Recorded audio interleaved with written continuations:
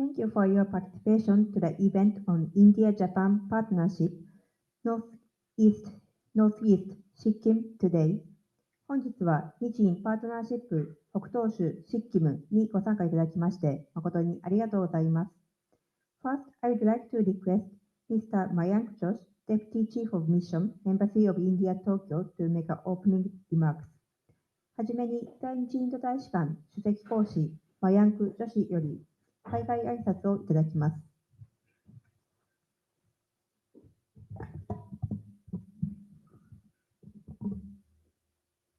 Thank you. Mr. Kazuya Nakajo, Executive Vice President of JETRO, Shri C.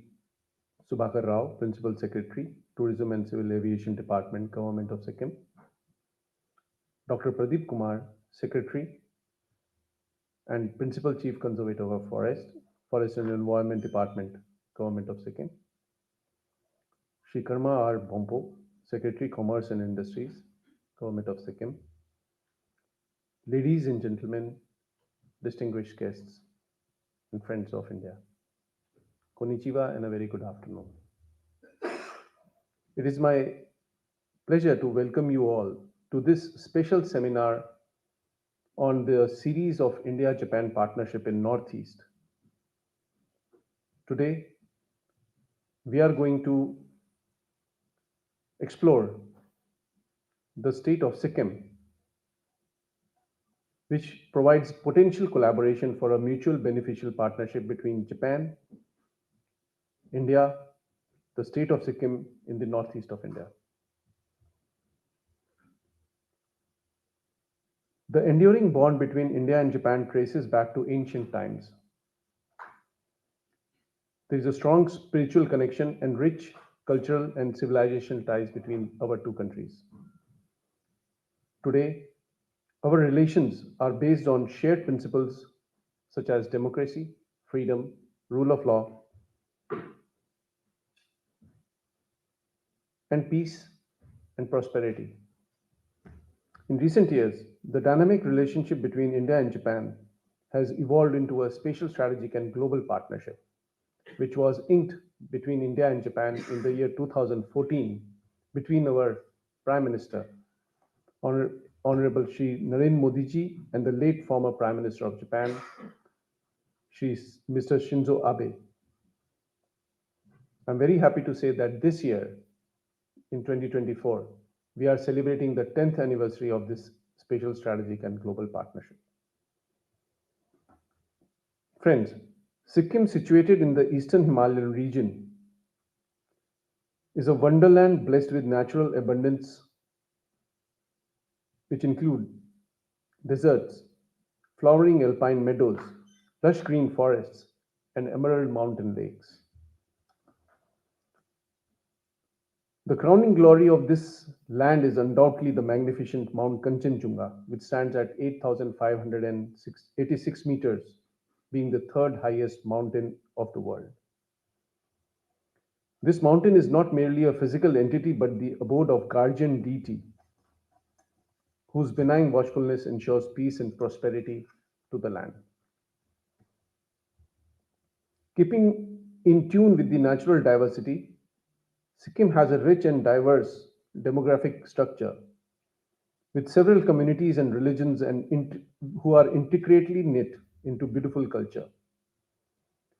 The basic connecting factor being the warm, welcoming nature of people of Sikkim. Diverse ritual songs, dances, traditional dresses, folklore, and legends fill up the cultural canvas of this beautiful state.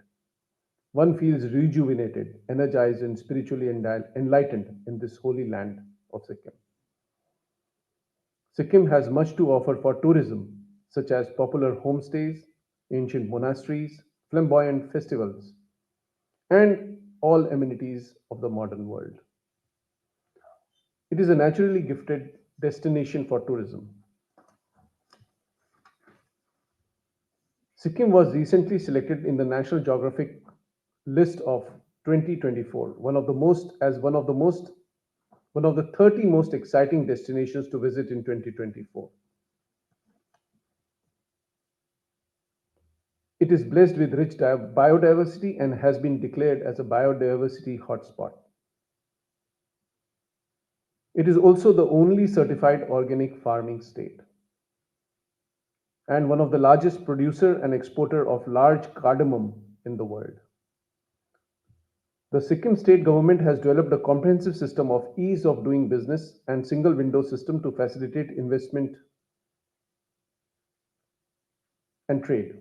It has attracted many hydropower developers, pharmaceutical companies due to its simplistic industrial promotion policies, ease of land allocation, assured power and water supply, friendly manufacturing atmosphere, sufficient availability of skilled manpower, high density of road network, and peaceful and loving citizens. These investor friendly policies with ease of doing business, attractive tax incentives, low cost of manufacturing, and strong labor system have made Sikkim one of the most favored destinations for investment in India.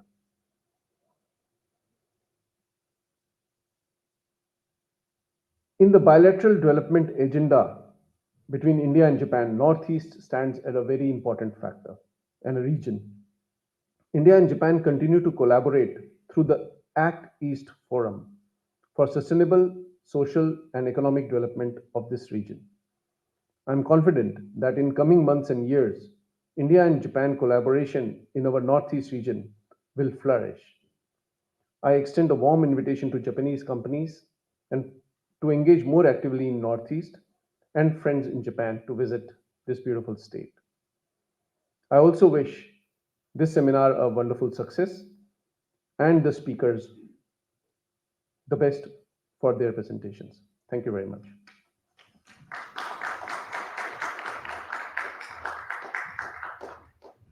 Thank you, sir. Next, I would like to request Mr. Kazuya Nakajo, Executive Vice President, JETRO, to make a remark virtually. 続きまして、JETRO 理事、中条和也様よりオンラインでご挨拶をいただきます。スクリーンをご覧くださいませ。Cradle of the colossal Himalayas, nestled in the northeast part of India. Thank you.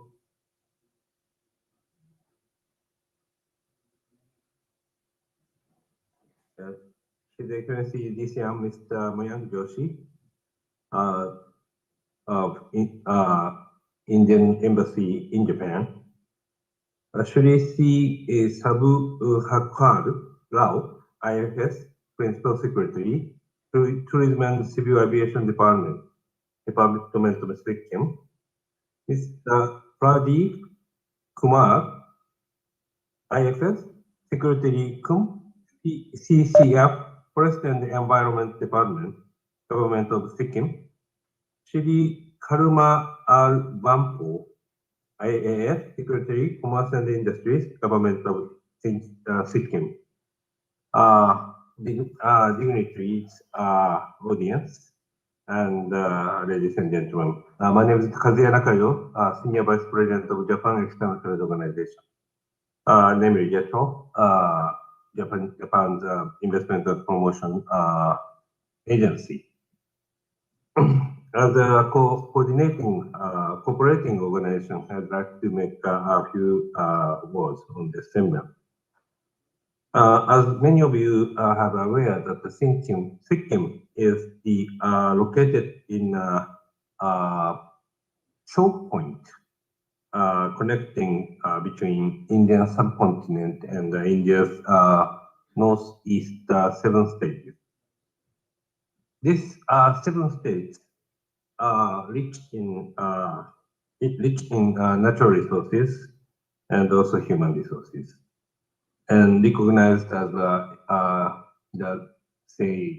emerging market, and also emerging place for the economic activities of India. It is also these regions and states are also connected to the neighboring countries like Bangladesh, Nepal, Bhutan, and it will be subject to connect to the ASEAN nations through Myanmar. In this regard, the Sikkim's value and also the importance for India, and also those who are going to work in India, those companies work in India. Importance of the Sikkim has been increasing, and the awareness has been also very high at this moment. In the viewpoint of the point of supply chain and also the emerging market.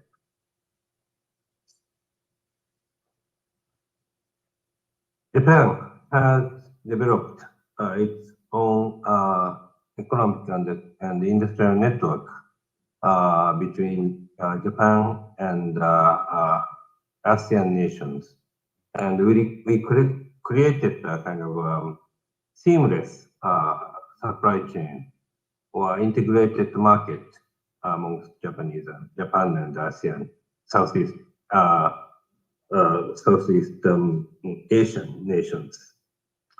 And it is expected to be extended more to the west, to India, and also beyond, maybe Africa, Middle East, and Europe, where this seven states will play a very vital role, be as a connecting region between ASEAN and Indian subcontinent. Sikkim, as I said, is located in a very choke point of these two regions, and always the connected region is the place of the prosperity, economic prosperity. So in that sense, I'm really looking forward to hear these stories and these point of arose of this particular state or Sikkim to be stated by the dignitary speakers of today's session. So I'm also expecting that the participants may discover new business opportunities in Sikkim today. Was all these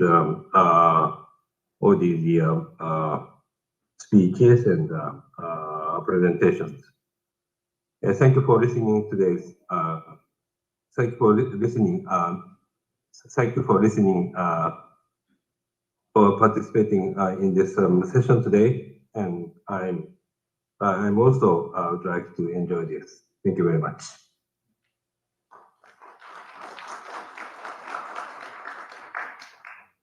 ありがとうございました。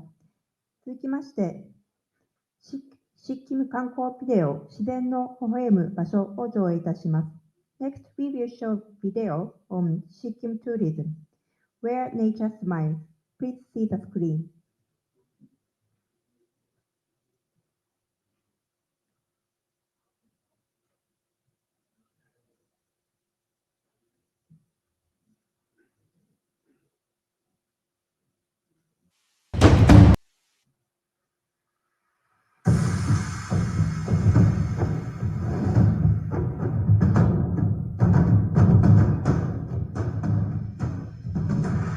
In the cradle of the Himalayas, where the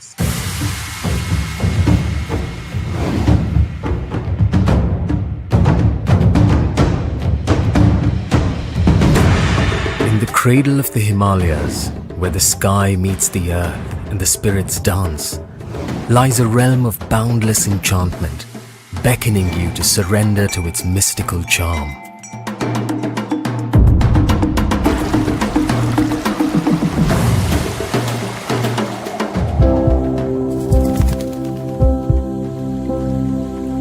Here, the veil between the worlds is but a whisper, a soft invitation to traverse the threshold between the physical and the ethereal, and to bask in the luminous glow of its pristine beauty.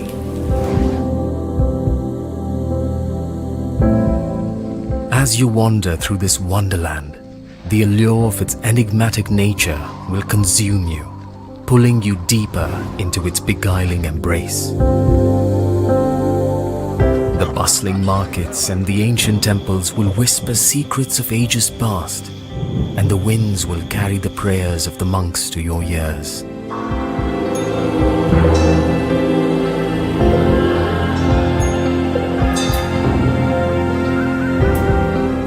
Where the roar of the waterfall will serenade you, and the wildflowers will bloom in a dazzling array of colors, weaving a spell of wonder that will leave you spellbound. Sikkim is more than a destination. It is a journey to the very heart of your being, where the rhythm of the universe sings in harmony with your soul, and the true purpose of life is revealed.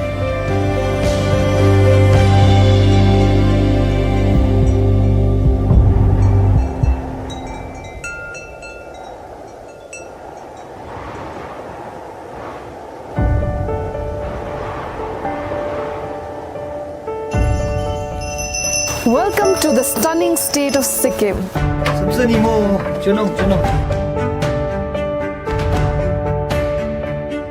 Sikkim, formerly a kingdom of the Himalayas, officially became a part of the world's largest democracy in the year 1975.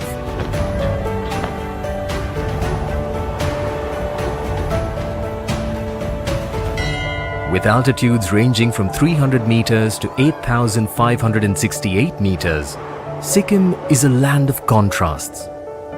The state boasts of icy cold deserts and lush green forestry, as well as alpine meadows and emerald mountain lakes.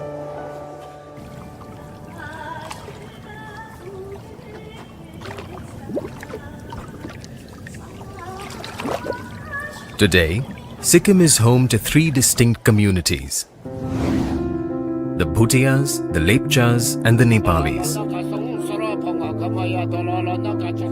each of which has preserved their unique customs, traditions and rituals that contribute to Sikkim's rich cultural tapestry.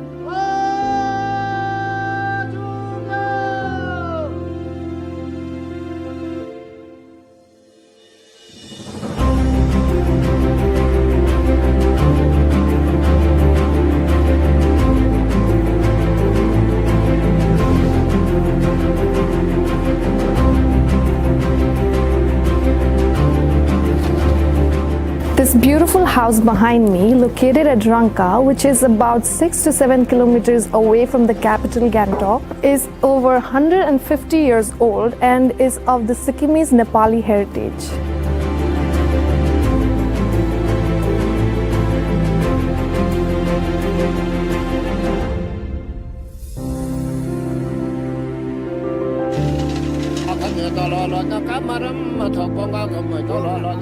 The Sikkimese hold a deep reverence for nature, and this reflects in their religious customs and practices.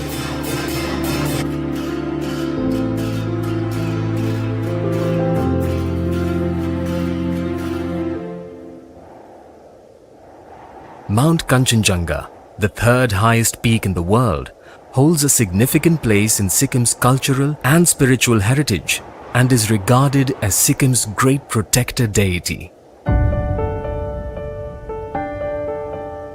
Sikkim's cultural and religious heritage can be experienced through its various landmarks spread across the state, ranging from the Tathagatha Chal at Ravangla to Solofok in Namchi, from the holy Kichiperi Lake in Pelling to the Guru Dongmar Lake in North Sikkim, all of which are among the many that reflect the diverse beliefs of the people. The spread of Buddhism in Sikkim can be traced back from the arrival of Guru Padmasambhava in the 8th century. The Rumtek Monastery is the largest monastery in Sikkim. It is the seat of the Karmapa Lama, who is the third highest monk in Tibetan Buddhism. Today, Sikkim is home to a network of monasteries that serve as essential pilgrimage sites for Buddhism and is visited by pilgrims from all across the world.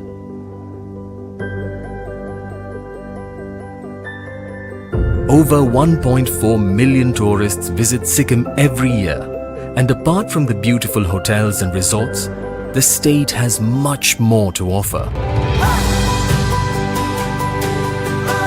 One can travel to offbeat destinations, where travel is not just a checklist of locations, but an experiential journey where you meet, interact, live with the local people, and get to understand their culture and way of life.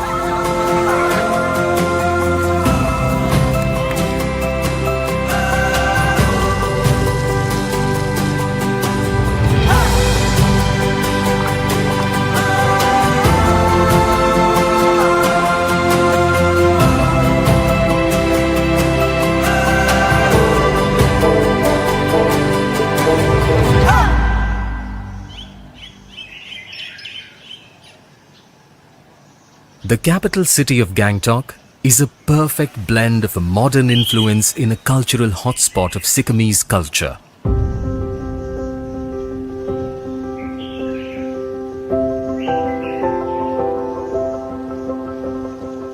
The restaurants in Gangtok offer a palette of delectable world cuisines along with a multitude of local ethnic food.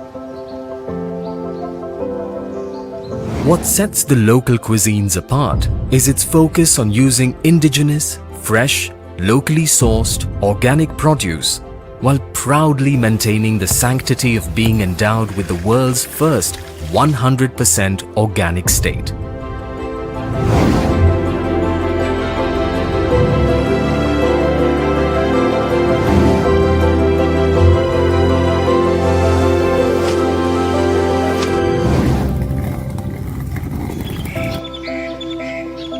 Sikkim is not just a naturally beautiful destination, but it is a rapidly growing destination for adventure tourism as well.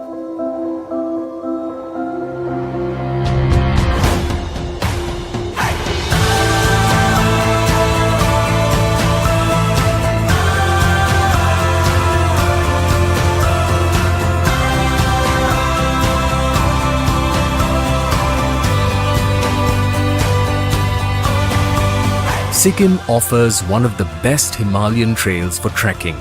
The famous trek to Gochella provides an unparalleled view of not just Mount Kanchenjunga, but also 14 other peaks in the Kanchenjunga Biosphere Reserve, making it India's first mixed heritage UNESCO World Heritage Site.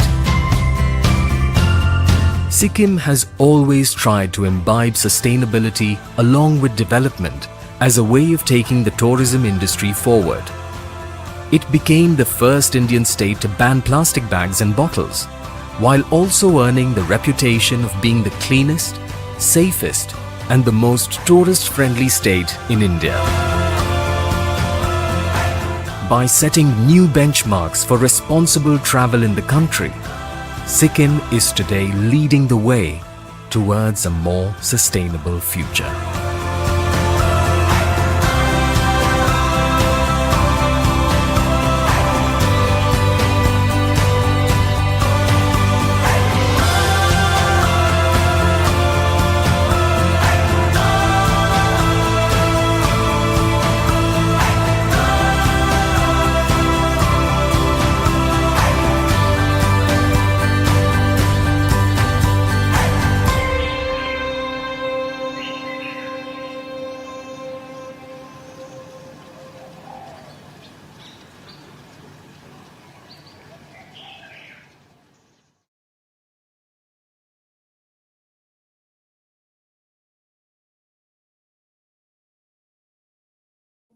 観光航空局上席次官 C. スバカル・ラオ様にご講演いただきます。スクリーンをご覧くださいませ。Yeah, good morning, everyone. So, His Excellency Mr. C.B. George, Indian Ambassador to Japan, Mr. Kazuya Nakazo, Executive Vice President of Japan External Trade Organization, Devjanis Chakravarti, Minister Economics and Commerce, Indian Embassy, Tokyo, and distinguished guests present here, including my colleagues from Forest Department and Industries Department. By extending a warm welcome, I would like to start my presentation Before going to my presentation, I would like to express my heartfelt thanks to the Japan government for their externally aided project, that is JICA. I was also there in that, I was also involved in that JICA project. I was there as a PD, project director, in the year 2017 and 18. 2 years I was there. I have seen some changes. We have achieved the objective of that particular project. We have increased the alternative livelihood sources along the fringe villages of forests. So I am fully satisfied by working with JICA project as a PD. So, which one? Next slide. Yeah, just I'm going to my presentation. Then I am also expressing my sincere thanks to Indian Embassy in Japan for organizing this special seminar. Through this seminar, we got an opportunity to showcase our state potential, tourist attractions, and opportunities for investment. We are going to discuss all these things through my presentation. So as all of you know, India is a federal union consisting of 28 states and 8 union territories. Then our state's tagline is "Where Nature Smiles." That is the tagline. We are doing our entire tourism by using this particular tagline. Next slide. So it is very small state. Already our ambassador, Mr. George, he has already briefed that his initial some talk. Ours is very small state. Population is hardly 6.1 lakh. Then the capital is Gangtok. We have 6 districts. That green tip you can see in the map. That is the Sikkim. Next. So for visiting of foreigners, any foreigner, they have to obtain inner line permit. That is also called restricted area permit. That is easily obtained from all Indian missions in abroad. Then so many agencies, so many state government agencies, they are issuing this inner line permit. Getting that inner line permit, it is not a big deal. Whoever are really interested to visit Sikkim, that is easily available. Any problem, they can directly contact us. The maximum period of its validity is 30 days. Another 30 days can be extended on the request of the particular visitor. Then for North district, I have already told you we have 6 districts. Out of 6 districts, North district only permissible period is only 5 days. Next slide. So these are the different tourism products. We have divided entire tourism into 4 different products. That is nature-based tourism, pilgrimage tourism, adventure tourism, and rural and cultural tourism. Different activities I have mentioned in that box. Anyone is interested, suppose anyone is interested, please go through these things. Because of time constraint, I am not giving all the details. Next slide. So biodiversity of Sikkim. Biodiversity, our total geographical area is only 0.2% of the country's geographical area, but we are fostering not only 1.25%, that is exactly 28% of the biodiversity we have in our state. Then remaining things, Forest Secretary Mr. Pradeep Kumar, he is my colleague, he is going to discuss. That's why I'm not going to touch most of the points, whatever I have mentioned here. But ours is fully certified organic state. This identification we got in the year 2016. Our honorable and beloved Prime Minister Narendra Modi ji, he came here, he declared the entire state as organic state. Next. So if you see the strengths, our ambassador to Japan, he has already specified few strengths, whatever we have in northeastern states. We are rich in natural resources. Then our state is peaceful and progressive state, green and clean, very clean state, high literacy rate, more than 90% of the literacy is there in the state. Then naturally we are very famous for hospitality. This is the identity we got not only in our country, whoever are visiting from abroad, they are praising by using this particular word. You are really outstanding for hospitality. That is the word always most of the tourists from abroad they are putting on the state of Sikkim. Then diverse tourism products. We have what Mount Kanchenjunga is the cultural diversity, adventure tourism. We are very experts in adventure tourism, pilgrimage tourism, rural tourism. Then leisure tourism. So many diversity. So much of diversity is there related to tourism products. Next slide. So Buddhist pilgrimage tourism, if you come to that, around 200 monasteries are there in Sikkim. Most of them, they are very famous. Altogether, if you see, that number is 200. Then sacred lakes are there, holy caves and hot springs. We are also famous for that. We are blessed with Guru Padma Sambhava, that land particular statue is there. Next. Major monasteries, some photographs we have furnished here. Rumtek Monastery, Inche Monastery. These are the different Pema Inche Monastery and Tasiding Monastery. Next slide. Pudang Monastery. These are very famous. Only out of these 200, whatever number I have mentioned, these are the very famous monasteries. Photographs we have reflected here. Next. This is Guru Padma Sambhava. Next. Then Buddha Park. This place is also very famous one, very beautiful place for visiting any tourist. Almost all the tourists, whoever are coming, domestic or international tourists, they are spending at least one day there. Next. Then Namgyal Institute of Tibetology. This is very famous one. Then we are doing dynamic research is going on in this particular institute. Then it is very famous for Tibetan works. So many foreign tourists they are visiting. We have very beautiful museum in this Namgyal Institute of Tibetology. Next. Then sacred lakes. We have a good number of sacred lakes, out of which Changu Lake is there, Ketchperi Lake, Solamu, Gurudongmar Lake. These are very famous lakes. Next. Next, if you come to the ecotourism policy we have framed in the year 2011, then that background I have given in point number 2. Next one, if you see to that, the nature-based tourism, that is very famous because of our diverse culture, then heritage of different kinds of heritage we have. Because of these things that are nature-based tourism and community-based tourism, these things are very famous in the state of Sikkim. Next.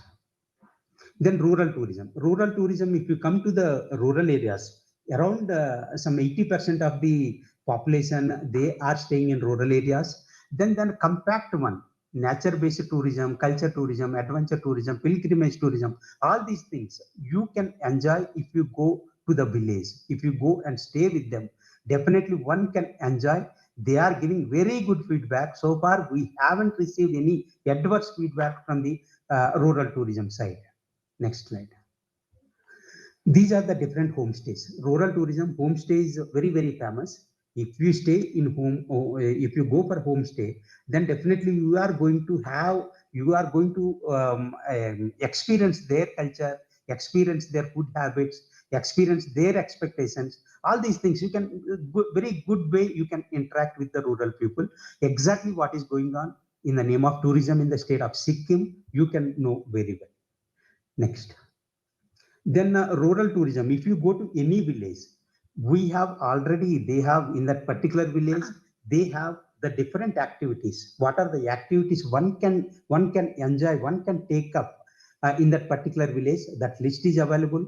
That village tourism map is also available in almost all the villages. Next. If you come to the homestay, it is very famous nowadays. Despite of having good quality hotels in cities, people, even the international tourists, they are going and staying in rural areas. We have certified, registered 1,353 numbers of homestays are there. Another 1,300 plus numbers that is not registered because they are not fulfilling the criteria. We are doing some developmental activities. Next. Then mega homestay. After seeing the demand, state government has decided state government has decided and given 1,000 numbers of homestays, wherein around a good amount of money we are spending, then different cultures, suppose different communities, Bhutia, Lipcha, and Nepali kind of houses we are constructing under this mega homestay. Next, please. Another only 2-3 minutes time is there. These are the countries in initiative. We have given some commitment. Our Honorable Prime Minister, he had given good commitment in UNFCCC. Then in that COPs 24, I think 24, we had our Honorable Prime Minister, he had given good commitment. These are the commitments. By 2030, we are going to increase non-fossil fuel energy capacity by 500 gigawatts. At present, our capacity is 186 gigawatts, but by 2030, we are going to increase that one into 500 gigawatts. Then 50% of the energy requirements, renewable energy, that will be the source by 2030. We are working for that. Reduction of 45% carbon intensity in our economy by 2030. Then the definition also I have given below. Just anyone, if they are interested, they can have a detail, they can read that thing. Then achieving the target of net zero emissions by 2070. Here I'm talking about net zero, not total zero. By 2070, overall, the balance between greenhouse gases emissions and absorption from atmosphere, that will be break even. That is our intention. Then increase forest and tree cover by 33% as per our forest policy 1988. Next slide. Then a reduction of total projected carbon emissions by 2030, 1 billion tons we are planning. Then by way of transforming them into value-added resources, reutilization, and CCUS. Then per capita CO2 emissions, if we compare 1972 and 2021, almost all the countries, they have exceeded. In the same manner, India, that was only 0.39 ton per person, but now it has increased to 1.9 tons. Next slide. These are the code and manual do's or don'ts we have mentioned here. Next. Then adventure tourism. As I told you, we have this experience from 1850 onwards. We have this adventure tourism. Then J.D. Hooker, he visited the state of Sikkim. He spent so much of time. Then from that time onwards, we are experts. We are doing very well in adventure tourism. Different activities I have mentioned in this particular slide. Next, these are the different trekking routes. Beautiful trekking routes are there. If almost all the tourists, maximum tourists, if they are interested in trekking, at least they are going for 1 day trek, 2 days trek, 3 days trek. Different treks are there, trekking routes, because of this altitudinal variation. Then one can experience the biodiversity whatever we have. Next. Then mountaineering expeditions. These are few photographs. Next. Then this is related to paragliding. Next one. Then mountain biking. Biking, it is very, very famous in India. So many people, motorbiking or some cycling, people, they are coming even from Delhi. Most of the places they are coming, they are spending some time here. Next. Kanchenjunga National Park, my colleague Mr. Pradeep is here, that's why I'm not touching. But we got that UNESCO World Heritage, Mixed World Heritage identity for Kanchenjunga in the year 2016. Next. Then if you come to the rich culture heritage, our ambassador, Mr. George, has mentioned, His Excellency George mentioned in his speech, Bhutia, Lepcha, and Nepali communities there. They are mingled, and then one can definitely experience this culture if they visit Sikkim. Next one. These are a few photographs. They are preparing organic wine and the different dances, Singhi dance, that is very famous. Next one. These are some few photographs, Lepcha dance, Nepali, and Bhutia dance. Next one. Cuisines. Next. A recent achievement, if you see, already His Excellency Ambassador, he has already mentioned, that's why I'm not stressing on this point. National Geographic 2024, they mentioned along with other 30 sites, Sikkim as a national coolest place to visit for 2024, they have mentioned. Then this is only the place in India, then third or fourth one in Asian countries. Next. Then recent achievements, if you see, our Kitam, one village is there, that is the best tourism village that identity got in 2023 out of the some 791 participations from India. We stood in first position. Next one. Then connectivity. This is more important. We have good connectivity, but they are slightly far off from the state.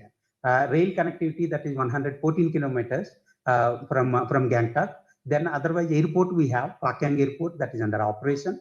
Then Bengal one airport is there, that is 124 kilometers from Gangtok. By road NH10 connectivity is very good unless until there is a calamity. Otherwise main road will be open always, all the 365 days. If there is any calamity, we have alternative approaches to reach the state of Sikkim. Next. These are the tourist footfall. From 2019 onwards, we have mentioned good number of tourists, they are visiting except in the period of COVID. Then in the last column, we have mentioned the tourists arrival from Japan, your esteemed country. Whatever number they have reached, they have visited Sikkim, whatever number that we have mentioned. 2019 513 was there because of COVID. 2020, 21 and 22 this number was a slight reduction was there. 23 again that number gained up, 232 people they visited from Japan. Then in 2024 already this number has crossed 200 in the particular calendar year 2024. Then next. Opportunities. If you come to the opportunities, then our Kazuya Nakato, our executive vice president, he mentioned few things. Ours is definitely rural tourism and village homestay. This is very, very famous. Huge demand is there. Whatever homestays we have right now, they are not in a position to cater the total requirement of the tourists whoever are visiting the state of Sikkim.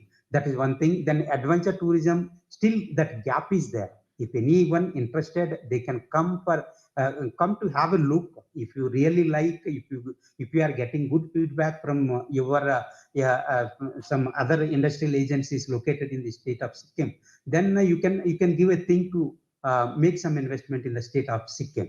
That adventure tourism, different activities I have mentioned: bungee jumping, skiing, whitewater rafting, mountain biking, and camping infrastructure. These things, some gap is there. For that gap, we are requesting anyone from national level or international level, they can come and invest in that. In the same way, tourist amenities and infrastructure like ropeways, heli services, improvement of roadways and wayside amenities, that requirement is also there. Next. Then other opportunities, MICE tourism, that is very famous nowadays in India. So much of importance this MICE tourism it has gained. Then it is very beautiful place because of its scenic beauty. It is attracting so many tourists. So much of demand we are getting because we have good quality hotels, good quality convention halls. That's why this demand, even in off season, this demand it is coming. Then accommodation, I have already told you. Homestays, that huge demand is there, but good quality hotels we are still in the need. Then if anyone interested, they can come forward. Next one is leisure infrastructure. This is also so many people, even all the celebrities, most of the celebrities, they are coming and spending some leisure time, at least once in a year or twice in a year, they are coming and spending some time in the state of Sikkim because of this relaxed and scenic beauty. Then beautiful natural resources, they are still intact. That's why we are able to attract good tourist footfall as on date. So that's all from my side. Sorry, I have taken slightly extra time. Then any queries or anything, they can contact me over phone, otherwise through my mail ID. Thank you very much for giving this opportunity once again.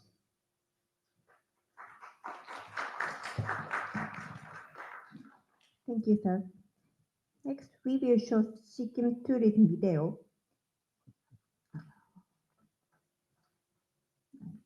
Sikkim tourism video, Where Nature Smiles. 次にシッキム観光ビデオ、自然の微笑む場所を上映いたします。どうぞご覧ください。The green state of India, a haven of unrivaled biodiversity in all its lush magnificence.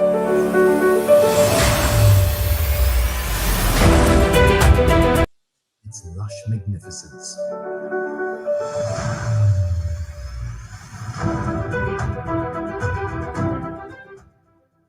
Sikkim is the proud home of the Kanchenjunga National Park, a natural and cultural UNESCO World Heritage Site. Its landscape is a living canvas adorned with high-altitude lakes, glaciers, crystal-clear streams, and mighty rivers. Yet what truly sets Sikkim apart is not just its stunning scenery. It's the government's dedication to strengthen the bond between nature and people.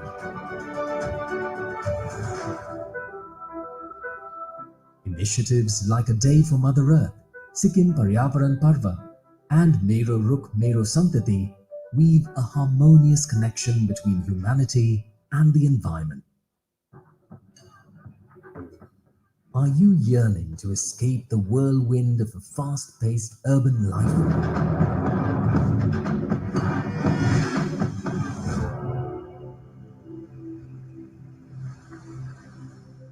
Do you seek rejuvenation and the purest, most unadulterated oxygen from the pristine green forests?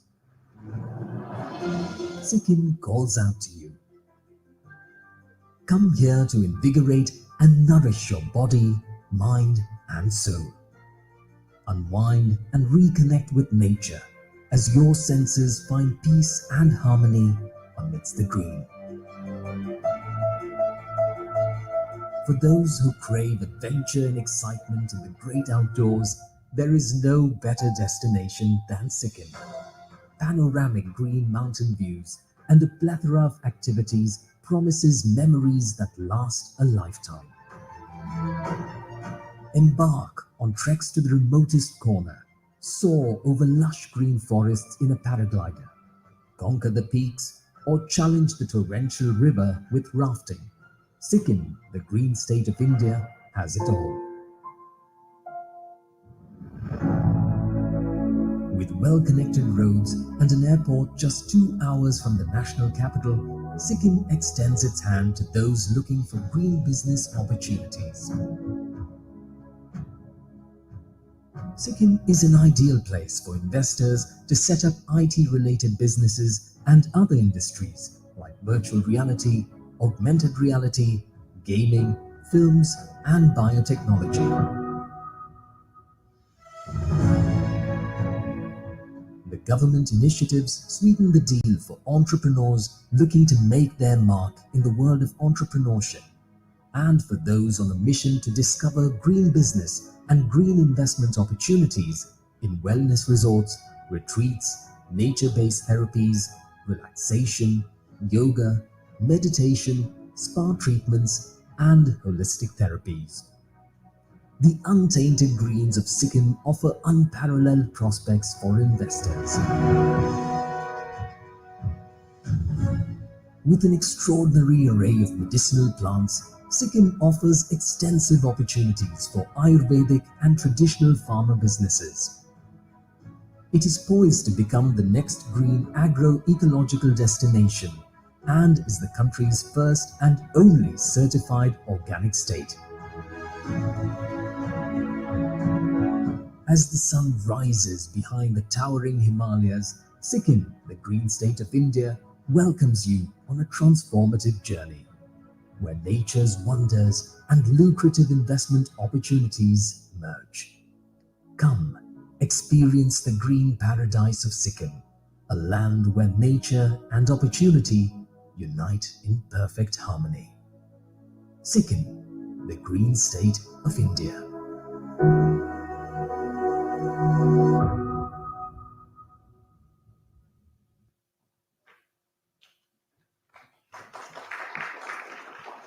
The title of the video which we shot just now was Sikkim, the Green State of India. 先ほど上映いたしましたビデオのタイトルはシッキム、インドの緑の州というタイトルでした。Next, we would like to request Dr. Pradeep Kumar, Secretary Com PCCF, Forest and Environment Department, Government of Sikkim to make a presentation virtually. 続きまして、シッキム州森林環境局次 Very good 官 afternoon. Am I プラ audible? ディープ・クマール様にご演いただきます。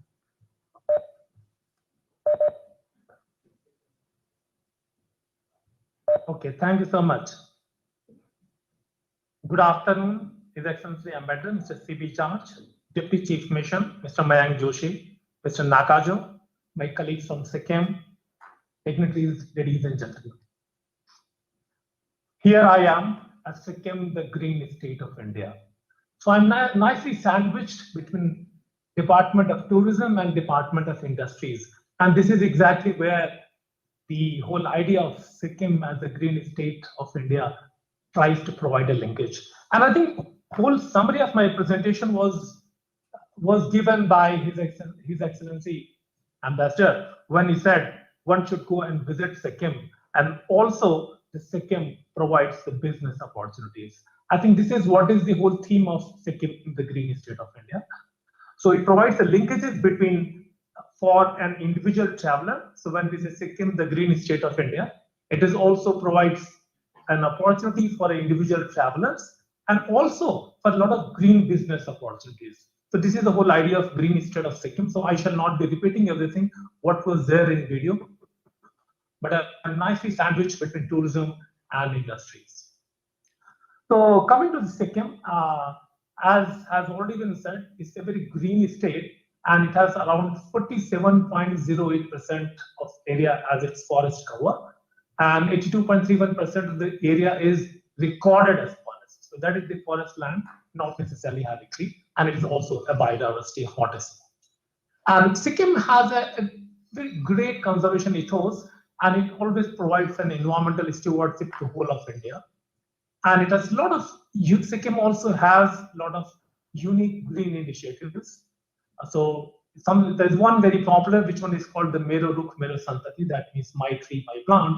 So maybe I'll not be able to give whole list of initiatives, but this is something which is very akin to Japanese one. So I thought I will mention this Mero Rukh Mero Santati. I'll explain what this is and how it leads to carbon neutrality, which my colleague Mr. Rao explained. And I will also give a few glimpses of JICA-assisted Sikkim biodiversity and forestry project and what would be the future roadmap for India-Japan partnership in the context of Sikkim, and that in the context of in the forest and environment, not in the whole aspects. Now, as I said, Sikkim is actually a virtual flower garden. It has around 4,500 varieties of flowering plants, 550 species of birds, and 650 species of butterflies. I don't know, there's some issue with the presentation. I don't know whether you're able to see that. And the red panda, our own very red panda, is the state animal. It has some very high altitude animals which are found in very high altitude, like snow leopard, Himalayan thars, and ungulates. And it has some of the most pristine landscapes on the earth, right from pristine lakes to a very good and diverse agro-biodiversity. So as I said, I will explain one of the very unique initiatives of the Sikkim, which would kind of find resonance with the Japanese culture, and it's called the Mero Rukh Mero Santati. So this program actually reimagines the whole paradigm of conservation and our relationship with the nature. So Mero Rukh in Nepali means plant, a tree, and Santati actually means child. So it effectively loosely translates into English as my plant, my progeny. So this initiative aims at plantation of about 100, or not about, exactly 108 number of trees to commemorate the birth of every child in Sikkim. It's a very unique one.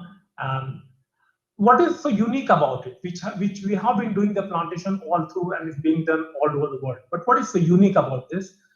The unique about this program is these five pillars which anchor this program. The one is the emotional bondage between parent and child. So when you plant a tree in the name of your child, the parents naturally have an emotional bondage. And it has an aspect of spirituality. I'll explain that what is that spirituality aspect. Why it was 108 trees? Why not 10? Why not 5? Why not 1,000? So the 108 has that spirituality. I'll explain, and it has celebration. So it is not a bond. It is not a kind of a mundane, boring activity where you have to go and do the plantation. This whole idea gives the plantation as a festive mood. It becomes a celebration, and it also has the aspect of growing together, where child and the plant grow together. And the parents with this program leave not just a bank balance or money or property, but they leave an environmental legacy, and also leads to carbon neutrality. I'll explain how.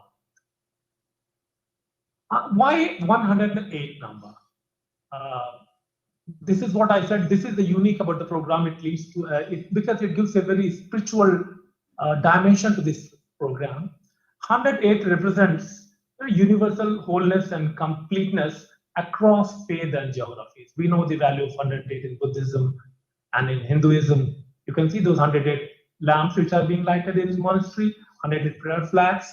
So these are the aspects of spirituality. And coming to very own the Japanese culture, I think you will be knowing the Joya no Kame. So on the eve of New Year, when the Japanese ring the bell that 108 times to drive away all those things. So this is the culture. This is the value of 108 across the geographies. And this is the aspect of growing together. So we maintain a record in a kind of a journal where the plant and the child, we maintain the record when they're growing together. So we know what is the height of the plant, what is the height and weight of the child. When the plant has been manured or when the water, we know when the child is being vaccinated. So both these records are maintained in a form of a register. So it gives a complete bondage. So there's a booklet where the parents also celebrate the birthday in those areas where they have planted. They have a collage, they have a booklet. So it kind of becomes a part of the family, whole plantation becomes a part of the family. Now, when I said what gives a very uniqueness, and this is something which was not envisaged. As my colleague, Principal Secretary, told in his presentation how India is trying to be a carbon neutral. So this is something very unique. This was not envisaged, and this is something very divine. That is what I have been told. Because when you plant 108 number of trees, so you sequester around 2.7 tons of carbon dioxide equivalent when you plant 108 number of trees. And this is almost exactly similar to the per capita carbon emission of India. Per capita carbon footprint, that is 2.4 tons of CO2 equivalent. So by planting 108 number of trees at the birth of their child, the parents are effectively giving their child the gift of a life which is free from the debt of the carbon emissions. So if everybody does this in India, India effectively becomes carbon neutral just by this activity. So and this was something which was also showcased in COP28 in Dubai. And a lot of people actually asked whether there was a reverse calculation that you calculated what is the carbon emission of per capita carbon emission of India, and this is what will be neutralized by 108 number of trees. No, it was not.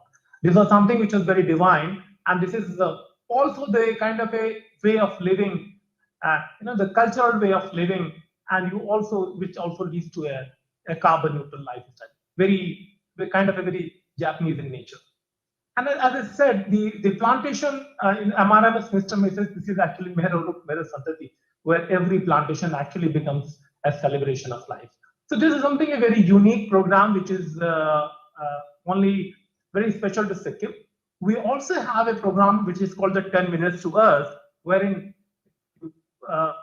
when we stop all the vehicles on 7 July for 10 minutes. So if you come to Sikkim, you will find everything is at a standstill for 10 minutes.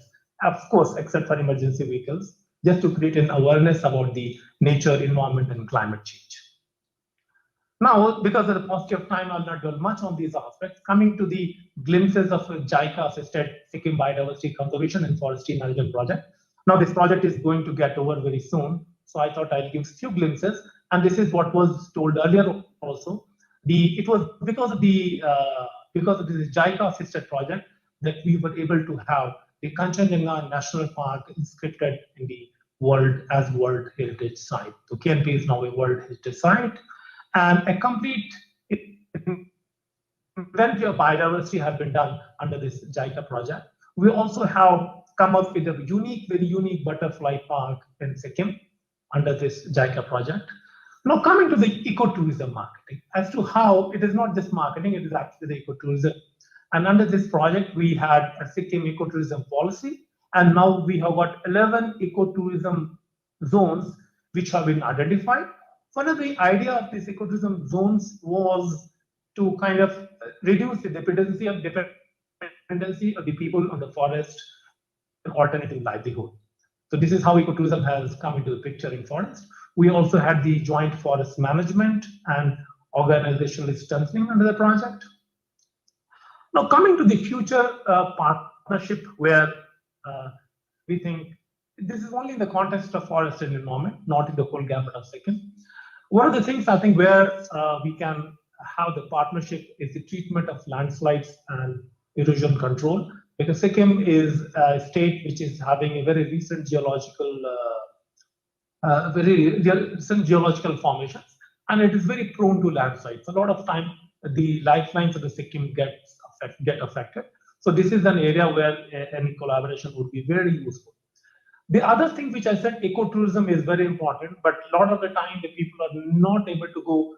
Few of the places which you must have seen in tourism presentation, very captivating places, but people are not able to go. So if we could provide them a very advanced artificial reality or virtual reality or extended reality based applications, which give a multi-dimensional immersive nature, and also this will lead to low impact tourism. So what I meant by advanced at AR/VR, it is not just that you put in a headset and you normally see a place like Vienna or Venice. Here we wanted something which gives a kind of a real life experience where you are able to walk with maybe AR/VR and electromechanical equipment, and you get all these multi-dimensional. By multi-dimensional, I meant you can feel the rain, the air, the water, the smell, everything. So this is something which would be which way not only just promoting the ecotourism, but also not letting the people get disappointed when they come to Sikkim and not able to visit, and also adding to the livelihood, and at the same time providing opportunities. Maybe our secretary industry will deal on this, opportunities for the this can act as a catalyst for development of AR/VR based industries in Sikkim. And that is all from my side. Thank you so much.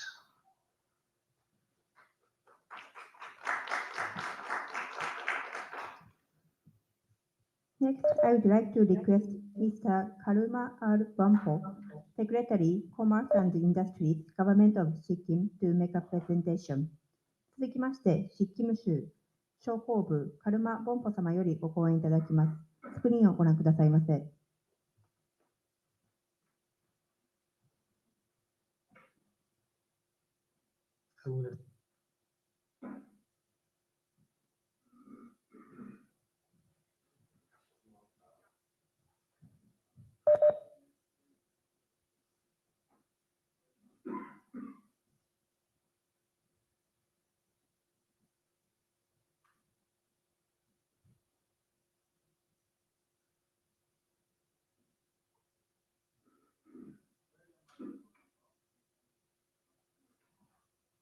Yeah. Good afternoon, ladies and gentlemen. Since my colleagues have already touched on most of the aspects of Sikkim, I will touch on the basis of investment opportunities in Sikkim.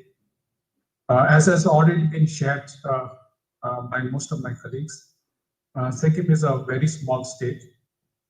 It is, in fact, one of India's highest per GDP capita, which was 4,72,000 in 2022. Now it has crossed about 6 lakhs. Sikkim has two nearest airports, Pakyong and Bagdogra. We have a railhead which is about to get commissioned, so it will get commissioned probably by next year. So, as has already been presented, Sikkim aspires to be one of the greenest capital of India. So in this, there are various blocks which the state government is working on. So we have already heard about the environmental protection aspect. We have already heard about organic state. Sikkim is 100% organic. So with that in mind, with that vision in mind, Sikkim is also aspiring to only invest in green industries, green infrastructure. So what are the main things that should be taken care in mind to invest in Sikkim is that we are at a very strategic location. So we are bordering with Nepal, China, and Bhutan, as well as we lie on the Chicken Neck corridor. So we are, in fact, the gateway to Northeast India. Sikkim also has very wide climatic conditions because of the altitude. We are a very environmentally responsible state. We are the first 100% organic certified state. Sikkim has a huge biodiversity, which has already been touched upon. We also have a high hydropower generation capacity, which is estimated to be about 8,000 megawatts. And we have a very high literacy rate. If you look at the infrastructure which has been created till date, we are now connected by national highways. We have airport. The Bagdogra airport is closest to Gangtok. We have a daily helicopter service between Gangtok and Bagdogra. Our new railway station is about to become completed. If you look at the social infrastructure, we are in fact home to one of the densest in terms of the number of universities which are located in the state. We have one central university, 3 state universities, and host of private universities. In fact, in social infrastructure also, we have made huge progress in terms of having a lot of medical infrastructure and other kind of infrastructure. I would also like to touch the strategic importance of Sikkim because we are actually located on the Chicken Neck corridor, which is connecting India with the Far East. So we are strategically placed between 2 main economic corridors. So in that respect, I think it is very, very, very opportune time to invest in Sikkim. So on the priority sectors, we have already touched upon tourism. We have the other main important sectors that I am going to touch upon is on the hydropower sector, on the IT and IT-enabled service sector, in the AVGC XR sector, as well as in agri-horti organic food processing sector. So if you look at the hydropower sector of Sikkim, as I'd already been told, we have 8,000 megawatt potential capacity. There are many big hydro projects which have been already commissioned, and there are still more hydropower opportunities which are available in the state of Sikkim. One major important idea that we wanted to take is in terms of green hydrogen, because if we are able to harness hydropower as well as the solar power capacity of the state, we can use that to generate green hydrogen, and then this green hydrogen can be used in development of green hydrogen smart cities. So this is an important mission mode project of the government of India also. And in Sikkim also, we are now trying to pilot a project where the future energy needs of the city will be coming from greener sources. And this is an important goal in decarbonizing the entire economy. We have also an important green city that we envisage will be developed. So the entire Gangtok, the greater Gangtok green city. So this will be entirely powered by 100% renewable energy sources through green hydrogen or through greener sources of energy. And the master plan is in development. So the potential investment areas in this particular will be in, especially in infrastructure development, in real estate, in hotels, in tourism, in design parks, in industrial parks. And we also emphasize that this city will encourage research in climate change and sustainable development, and also in green energy. The other important area where investments can be done is in IT, ITS, and design investment in Sikkim. So Sikkim has a huge creative talent pool. We have a lot of our colleges in the state, and where exactly this fits in. This talent pool can be used for product design, graphic design, textile design, animation, or automotive design. So these are some of the aspects where a youth can find meaningful employment. As is already told, climate change and biotechnology is again one important investment area, because the state is having one of the most, it's one of the biodiversity hotspots of India, and a huge amount of bioreserves are present in the state. So we also invite companies who are actually into biotech, so that they can explore all these untapped avenues of using the bioresources which are present in the state, and this can be used put to good use. Handlooms, handicrafts, and textiles, these are inherent cultural aspect of Sikkim. So the handloom plays an important role in the cultural diversity of Sikkim. We have, the government is driving most of the initiatives. We have established a director of handicrafts and handlooms in the state. Most of the products are now being marketed outside. We have woolen carpets, handlooms, some beautiful paintings known as thankas. We have wooden furniture, bamboo products. So these have potential to be exported in the developed countries. And also new designs can be tailored to meet the markets such as Japan. So the other aspect, important aspect, is the health and wellness tourism. Since we have a very youthful population, so we wanted to combine this with countries like Japan, because Japan is as such it's in need of like retirement tourism. So we would like to encourage homestays for Japanese tourists, and this can be an important collaboration area where we can collaborate with Japanese companies to invite a lot of retirees from Japan to come to Sikkim and then invest in this and stay in the home cares. So this will also help in like cross-cultural connection between Sikkim and Japan, because mostly they share deep cultural similarities.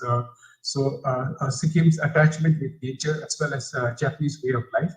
There are many similarities where we can exploit this and probably encourage a more deeper connection with Japan. And for this, we plan to train the Sikkimese youth in languages such as Japanese, so that it will be easier for the Japanese tourists when they're visiting the state. And as well as this youth who have been trained in Japanese language and also health and tourists can go to Japan and work as caregivers or in retirement homes. So we would also like to leverage the Buddhist philosophies of the state, so that this can be used to have a close cultural connection with Japan. And we also want to use this opportunity to learn from Japan, because as such, Japan is a developed country, and most of the learnings of development we can derive from Japan, and also imbibe some of the cultural aspects of Japan's tradition in the state. So it will be a win-win situation for both the state as well as for Japan if we do this kind of tourism, because it will bring the people of two countries very close together. The other thing is nursing and caregivers, as has already been like a lot of efforts we have already put in. Japan is currently facing a declining manpower, low fertility rate, a lot of aging population. So we can use the youth from the state to act as caregivers and nursing staff, and this can be placed in Japan, as well as the state government is ready to equip these youths with Japanese language so that they can find job opportunities in Japan. The state has also a similar program with Germany. So we are currently sending nurses to Germany, and the state government is training these nurses in Japanese language. So this can form an important aspect where both the countries can collaborate closer. So the other important aspect is the organic farming. So Sikkim has huge tracts of agricultural land ready for cultivation.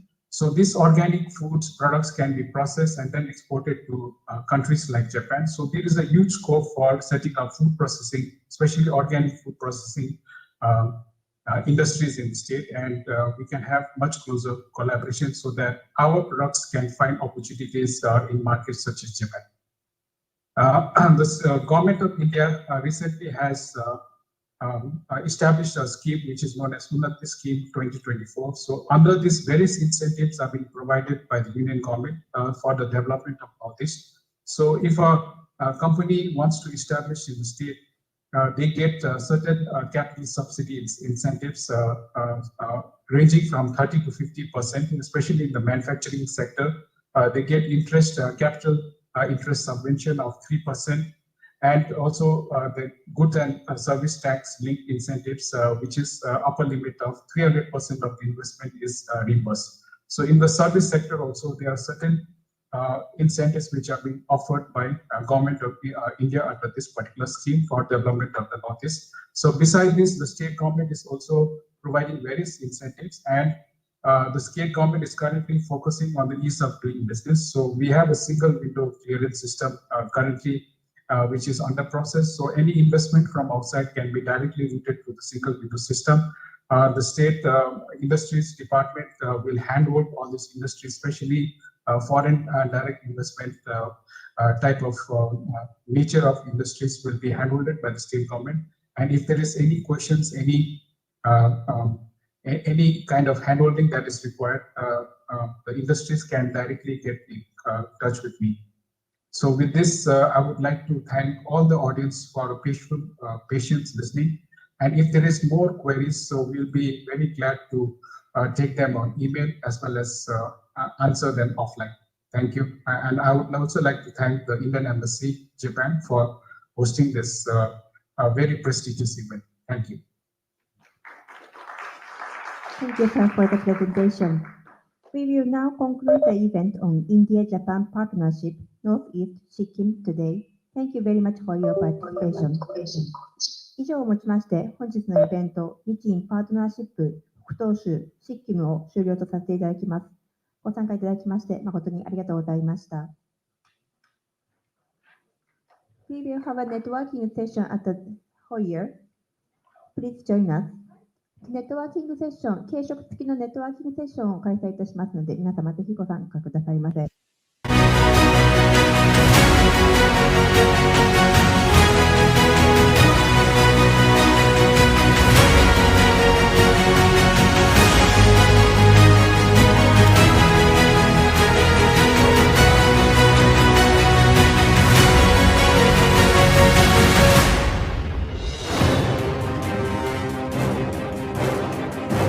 In the heart of the Indian subcontinent lies a nation where democracy thrives. India is a land of diversity, a land of contrasts, and above all, a land of democracy.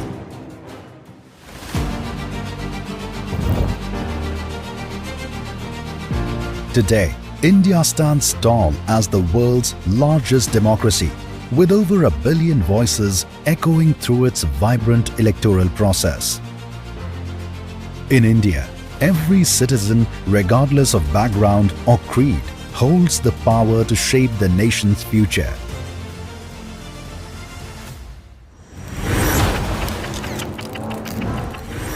The legacy of democratic governance in India traces its roots back to ancient era. Our ancient scriptures dating back to the Vedic age, which is approximately 4,000 years ago, are filled with references to republics and democracies prevailing in various parts of ancient India. The oldest Vedic scripture, Rig Veda, mentions two governing bodies, Sabha and Samiti. Sabha is traditionally believed to be an elected body.